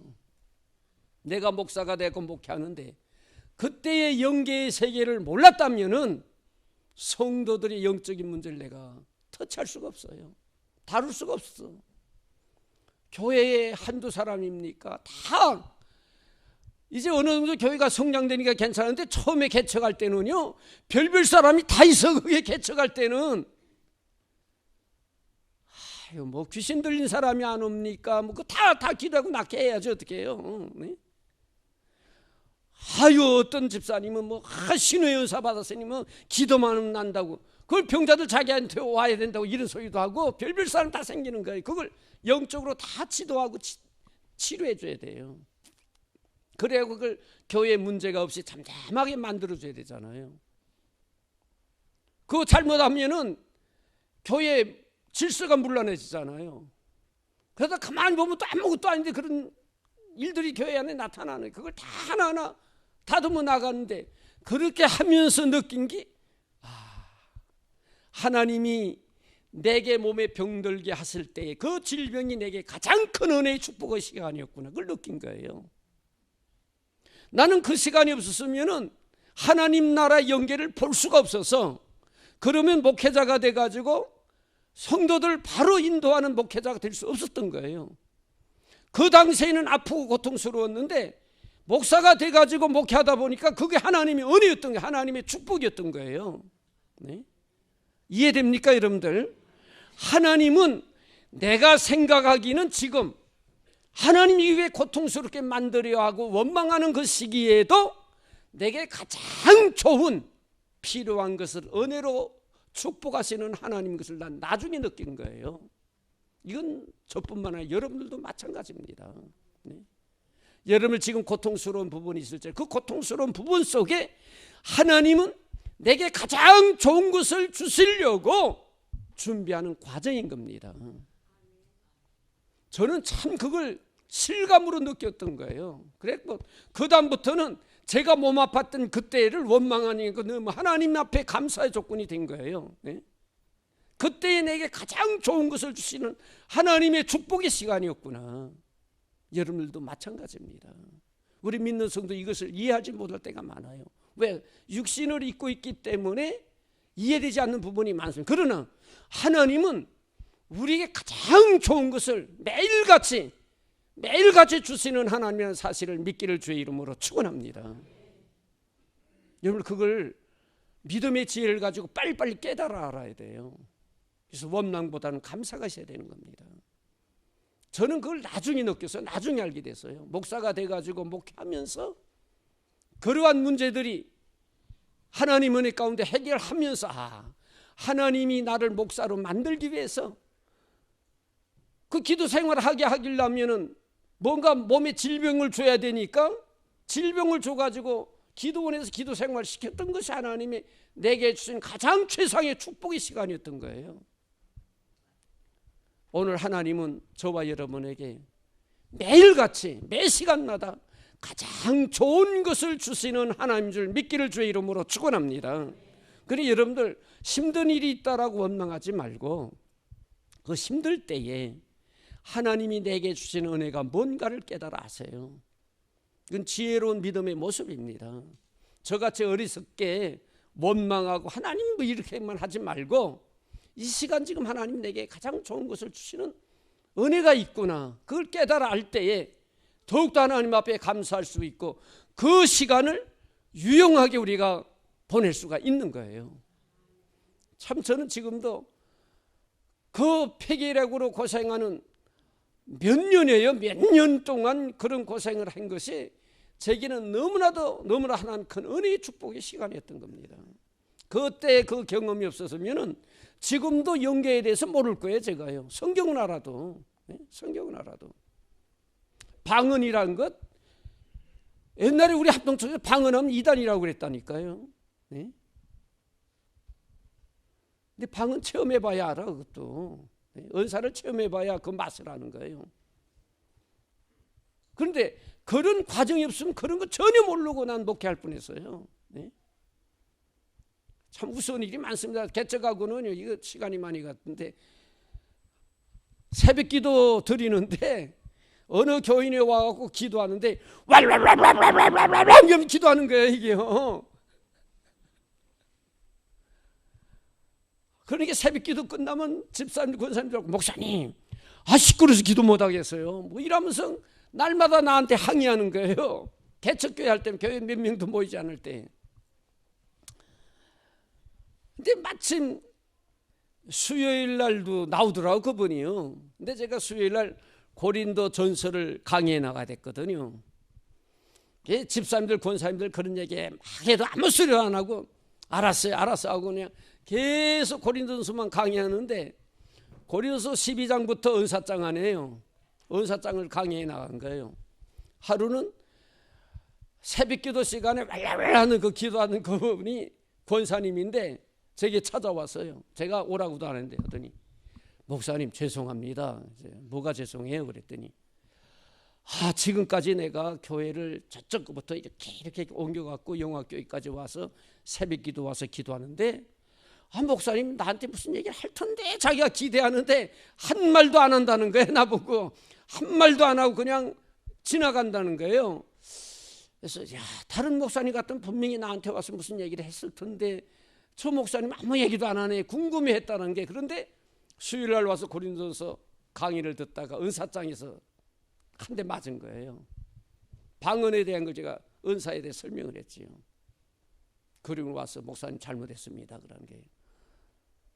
그 순복음교회 이 목사님 그 교회에 나가는 권사님인데 교회가 조금 멀어가고 그 근처에 그 정철원 목사님 그 교회 새벽기도 나가갖고 왈랄왈랄 했더니 당랑 목사님이 오더니 성도님 우리 교회 나오지 마세요 그러더라는 거예요. 이유도 묻지 않고 방언으로 기도한다고. 그러니 새벽기도에 갈 때 그 다음에 또 가까운 교회로 옮긴 거예요. 그러다가 우리 교회가 왔는데 아무 소리도 안 하면서 수요일 예배를 드렸더니 은사에 대해서 설명하는 너무 성령적이고 딱 맞는다는 거예요. 그러면서 우리 교회 담임 목사님 순복음교회인데 그런 설교는 안 하고 받으라고만 한다고 이런 얘기를 하기 나보고. 해서 권사님 받은 은혜 잘 활용하세요. 그랬더니 고맙다고. 그러면서 우리 교회에서 뭐 수요일 예배 빠지지 않고 나오고 그 딸이 피아노를 잘한다고 와서 또 봉사하다가 멀리 이사 간 적이 실제로 그런 사건이 있었습니다.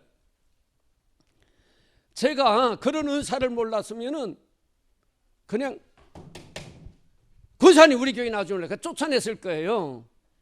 그러니까 그런 체험도 하고 성령적인 은사론에 대해서 내가 정확하게 파악하기 때문에 수요일날 예배 시간에 보자 하고 기다린 겁니다. 제가 수요일날 예배 시간 요 은사론만 다루면 저 권사님이 변화될 거야 하고 아무 소리도 안 했던 거예요.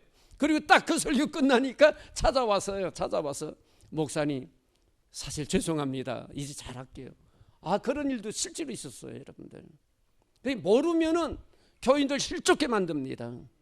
알면은 교인들 유용하게 사용할 수가 있는데. 그래서 저는 제 몸의 질병 때문에 하나님 앞에 그런 체험을 했어요. 내가 몸이 가장 만신창에 됐을지라도 하나님 나를 버리지 않고 가장 좋은 은혜를 주시는 하나님이시구나. 여러분들도 마찬가지예요. 믿습니까? 여러분 실망하지 말고 어려울 때 하나님은 내 하나님이 내 아버지입니다. 그 아버지가 나를 안 도와주시겠어요 여러분들? 지금도 우리를 사랑하셔서 가장 좋은 것을 주시는 하나님 꼭 믿고 그 하나님 찾고 의지하시길 주의 이름으로 축원합니다. 그 다음 세 번째 한번 봅시다. 33절부터 보세요. 시간이 많이 갔죠. 오늘은 제가 마지막 날이니까 3시간을 할지 4시간을 할지 몰라요. 어느 집회에 갖고 설교하다 보니까 새벽 3시간까지 하더라고 제가. 저도 모르고 한참 설교하다 보니 새벽 3시까지 교인들이 안 움직이니까 몰랐죠 그때. 이제 9시면 끝내야지. 한만 늦어도 오늘요. 자 한번 33절 시작.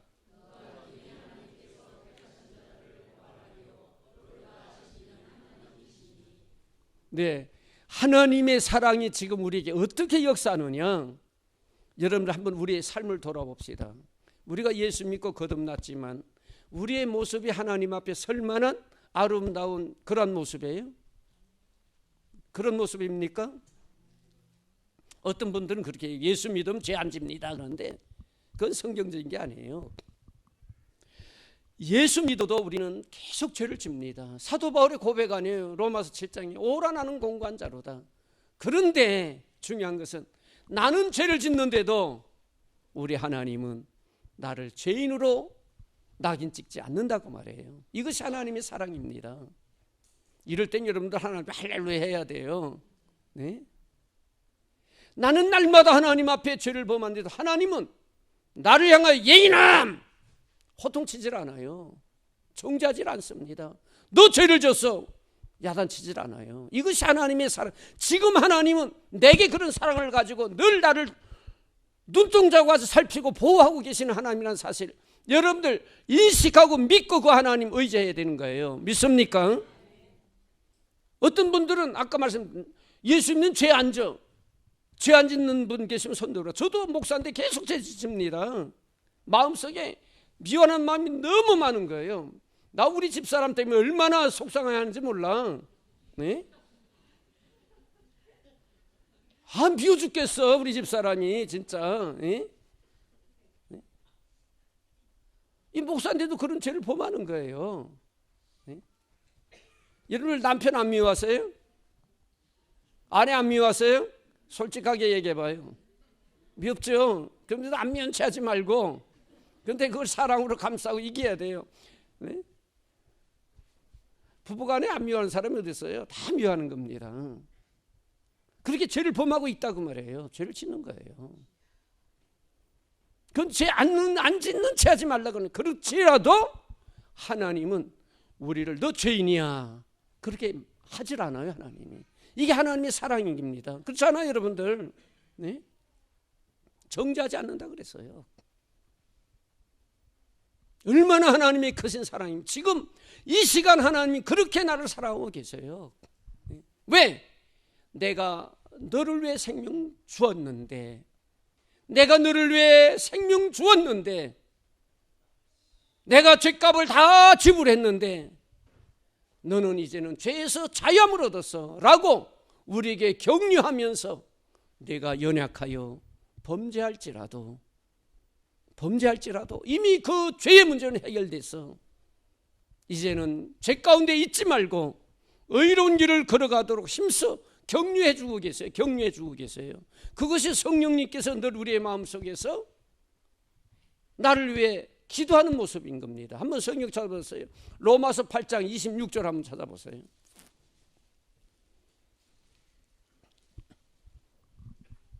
로마서 8장 26절 다 같이 찾으셨어요? 시작.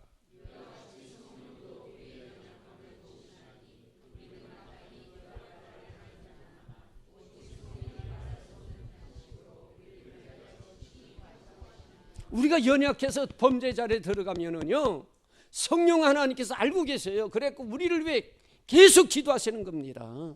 성령 하나님께서 너 약하지. 그렇다고 우리를 너 죄인이야 그렇게 책망하진 않아요. 너는 내 자녀인데 내 죄 때문에 예수께서 십자가에 죽어 속죄제물이 되셨는데 너 어떻게 그렇게 연약하냐. 격려하면서 말할 수 없는 탄식으로 우리를 위해 기도하고 계세요. 하나님 아버지 약하지 않습니까? 도와주세요. 이길 수 있도록 해주세요. 오히려 하나님 앞에 간구하고 계신다라고 성경은 말하는 겁니다. 믿습니까 여러분들? 이것이 하나님의 사랑이에요. 지금도 그렇게 사랑하고 우리를 위해서 우리가 실수에 넘어지고 죄를 범하면 야단치시고 우리를 안으시고 우리를 위해 지금도 기도하고 계시고 우리 연약함을 도와주시고 하나님의 자녀로서 용기 있게 살아갈 수 있도록 힘을 주시는 분이 하나님의 사랑이 지금도 계속 진행되고 있는 겁니다. 우리 믿는 성도들 이걸 확실히 믿어야 돼요. 여러분 죄를 짓다고 낙심하지 마세요. 그렇다고 죄를 자꾸 지라는 건 아니에요. 하나님은 내가 넘어지고 쓰러질 때도 나를 책망하지 않고 안아주신 하나님의 사랑이 지금도 지속적으로 계속 진행되고 있다는 사실, 여러분들 꼭 기억하시고 그 은혜 속에서 우리가 살아가는 겁니다. 만일 하나님이 우리가 범죄할 때마다 야단치고 책망한다면 우리는 존재할 수가 없어요. 존재할 수가 없어요. 한 시간이라도 우리가 범죄하지 않을 때가 어디 있습니까, 여러분들? 그러니까 참 하나님의 사랑 끊임없이 나를 구원하는 구속의 역사만 이루는 사랑을 주신 것이 아니라 우리의 삶의 현재 진행하는 과정 속에 계속 사랑을 가지고 나를 위해 주시고 필요한 거 공급해 주시고 내가 실수에 넘어질 때도 안아주시고 격려하고 이렇게 주시는 것이 하나님의 사랑이에요. 오늘 본문은 그것을 우리에게 말씀해 주는 겁니다. 그 다음에 24절부터 읽읍시다. 이제 9시까지 마쳐야 되니까. 자, 24절부터 25절까지 한번 시작.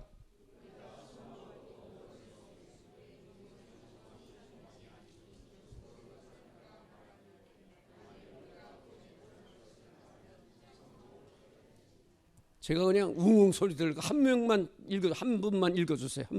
한 분만 누가 크게 시작. 우리가 소망으로 구원을 얻었음에 보이는 소망이 아니니 보는 것을 누가 바라리요. 만일 우리가 보지 못하는 것을 바라면 참음으로 기다릴지니라. 로마서 8장 24절 25절이요. 네, 24절. 자, 하나님께서는 우리에게 이러한 사랑 주실 뿐만 아니라 하나님의 약속을 또한 우리에게 주세요. 약속. 여러분들 우리가 믿음을 지킬 수 있는 건 하나님의 약속이 있기 때문에 믿음을 지키는 겁니다. 소망이 있다 그 말이에요. 소망. 하나님은 우리에게 약속을 주셨어요. 제가 여러분들에게 행위적인 건 많이 강조하지 않지만 반드시 믿음의 성도는 하나님 앞에 말씀을 따라 바른 행동의 삶을 살아가야 돼요. 바른 행동의 삶을 우리 믿는 성도들은 하나님 앞에 심판받지 않습니다. 그래서 영생을 얻었고 심판에 이르지 아니하나니 그렇게 말씀하셨죠. 영생을 얻은 성도는 심판받지 않아요. 이 심판은 지옥으로 가는 심판을 말하는 겁니다. 둘째 사망의 심판. 그러나 우리가 또 심판을 받아요. 어떤 심판을 받냐면 행위의 심판을 받습니다. 너의 행한 대로 갚으리라. 그 말은 상금의 심판이 있다 그 말이에요. 너의 행한 대로 내가 상을 준다 그 얘기예요.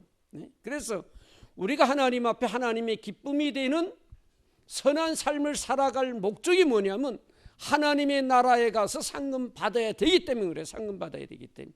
사도 바울이나 베드로 선생님의 그 마지막 그 내용들을 보면 하나님의 나라의 소망에 대해서 상금을 많이 기록해 주는 겁니다. 네?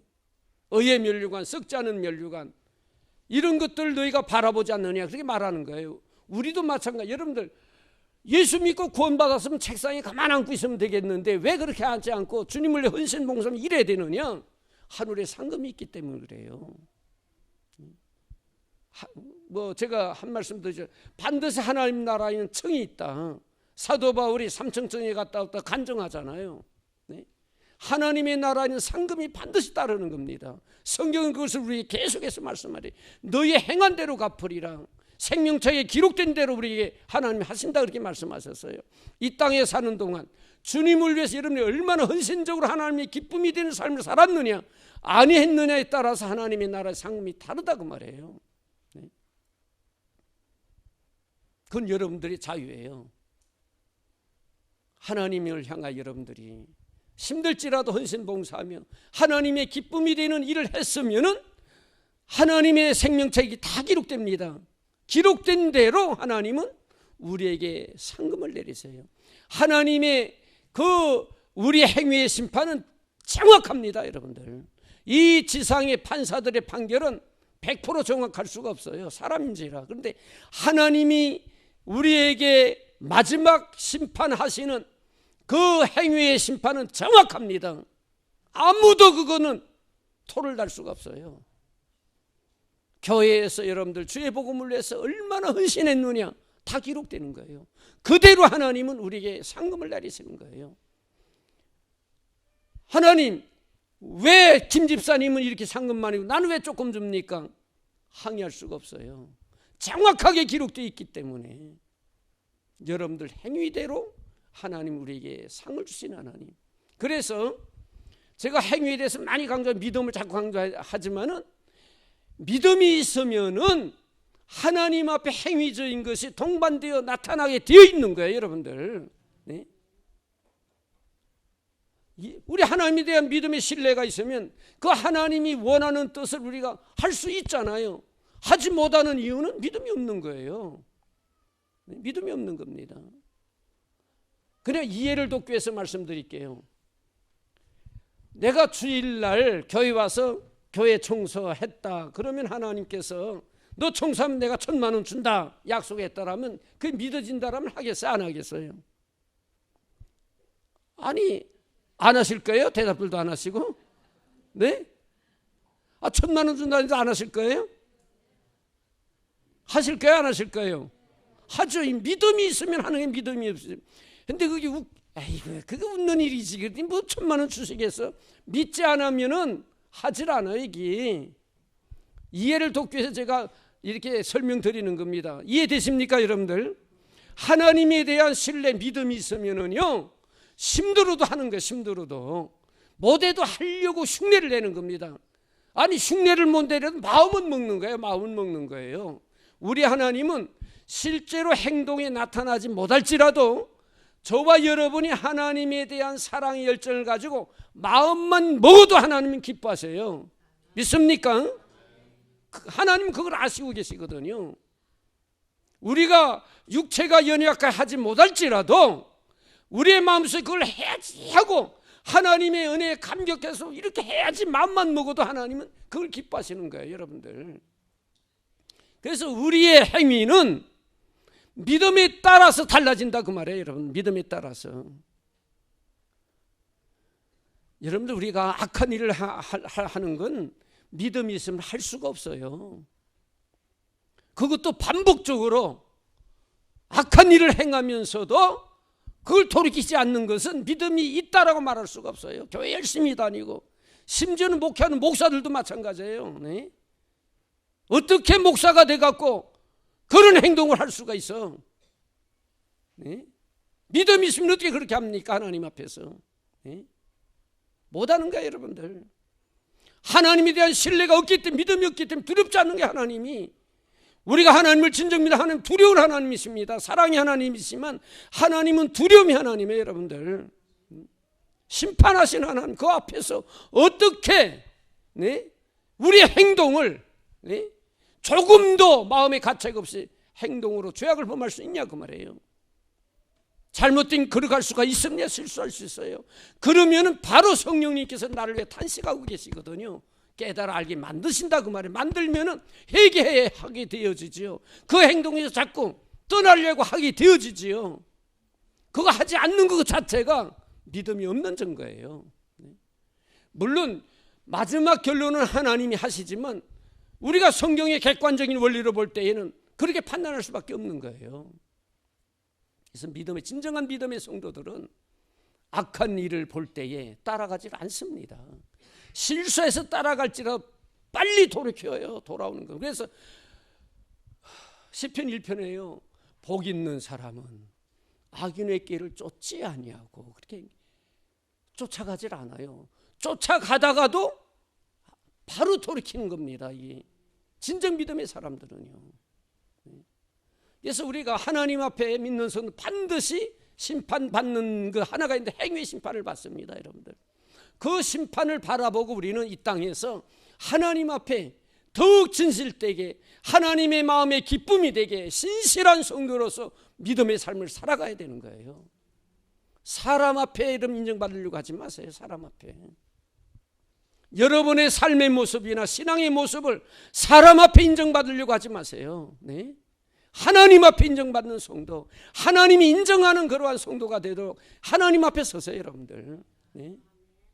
사람 앞에 우리가 뭔가 내놓으려고 했던 실패자가 됩니다. 언젠가 하나님 앞에 설 때가 있어요. 그때 그 하나님 앞에 너 옳다 칭찬받는 이러한 성도가 돼야 되는 겁니다.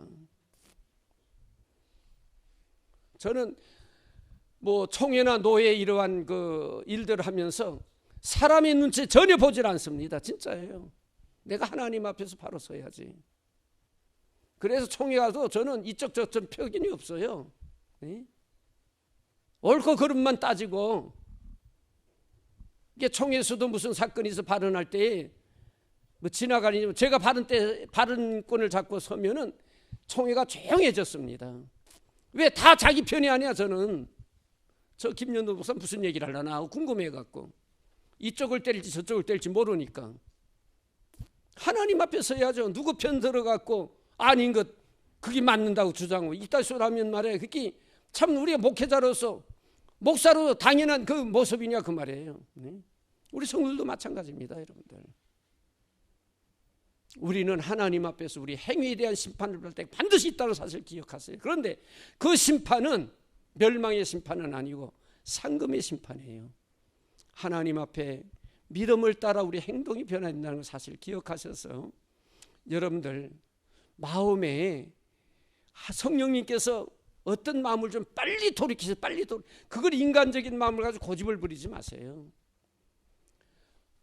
회개하는 건 창피한 게 아니에요. 여러분들, 회개하는 건 창피한 게 아닙니다. 여러분들, 죄를 진 것도 창피한 게 아니에요. 다 죄를 져요. 여러분들, 창피한 거는요 하나님 앞에 돌아서지 않는 것이 창피한 거예요.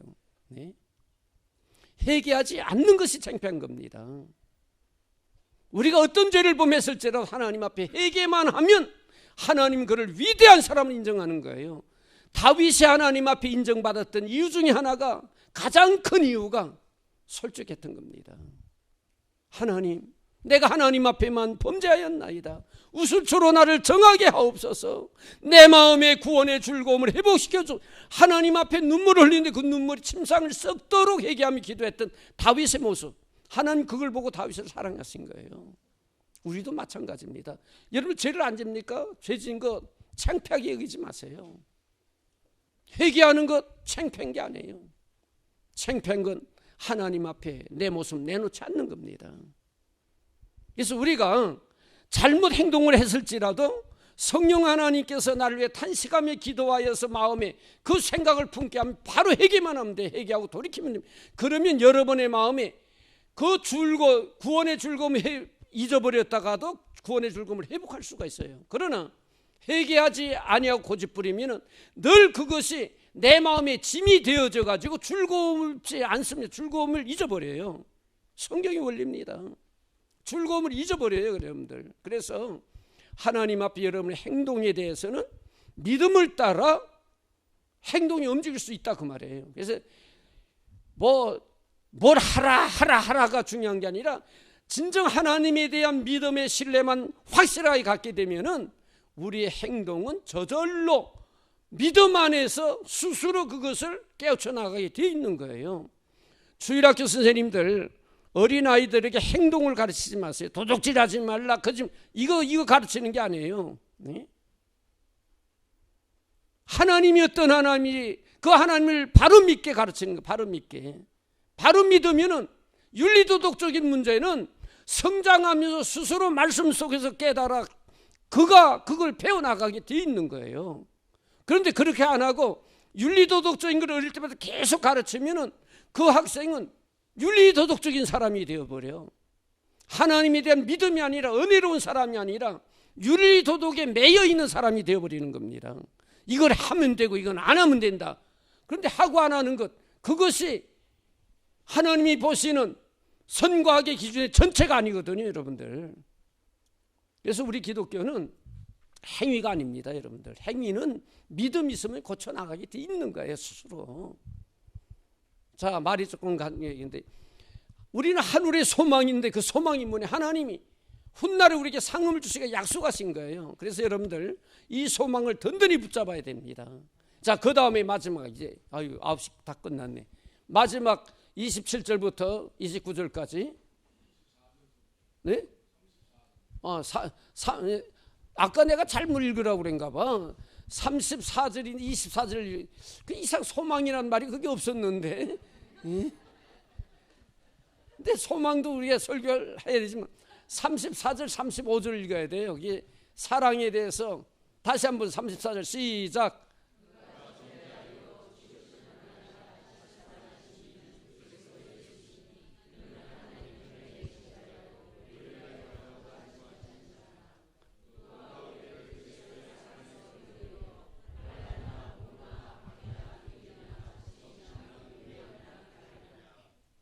네, 끝까지 29절까지.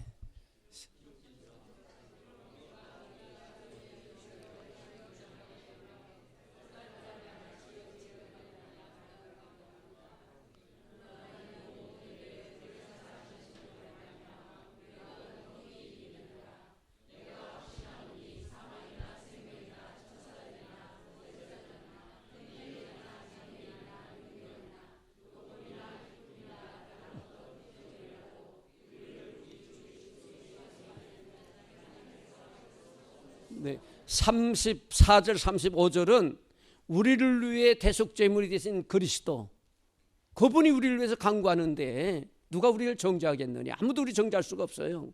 그 다음에 마지막 절까지는 이 하나님의 사랑이 그냥 사랑하다 그냥 손 놔버리는 게 아니라 이 하나님의 사랑의 줄은 영원한 것이에요. 아무도 끊을 수 없습니다, 여러분들. 그러기 때문에 우리가 든든한 거예요. 만일 하나님의 사랑의 줄이, 하나님께서 보실 때 저놈 행동을 보니까 내가 계속 사랑해 줘야지 그렇게 생각하고 사랑하다가 행동을 보니까 이 못된 짓 하네 하고 끊어버리느냐? 그렇지 않다고 말해요. 하나님의 사랑의 줄은 영원한 겁니다. 누가 우리를 그리스도의 사랑에서 끊으리요? 아무도 끊을 수 없어요, 여러분들. 네? 하나님은 영원하신 하나님, 하나님의 사랑은 영원한 겁니다. 내가 그 하나님의 사랑에 뛰쳐나가려고 해도 하나님이 놓질 않아요. 놓질 않아. 그러니까 우리는 너무 확신하는 겁니다. 너무 기쁜 거예요. 나는 약하고 나는 부족하지만 하나님의 능력이, 하나님이 그 사랑으로 나를 꼭 붙들고 있기 때문에 그 은혜 속에서 우리는 늘 하나님의 사랑 안에 거할 수 있다고 말입니다. 너무 안전한 장치예요, 여러분들. 여러분, 감리교 교리와 우리 장로교 교리가 뭐가 다른 줄 알아요? 우리 장로교의 교리는, 성경적인 교리는 우리가 구원받는 것, 하나님의 절대적인 은혜라고 우리가 말을 해요.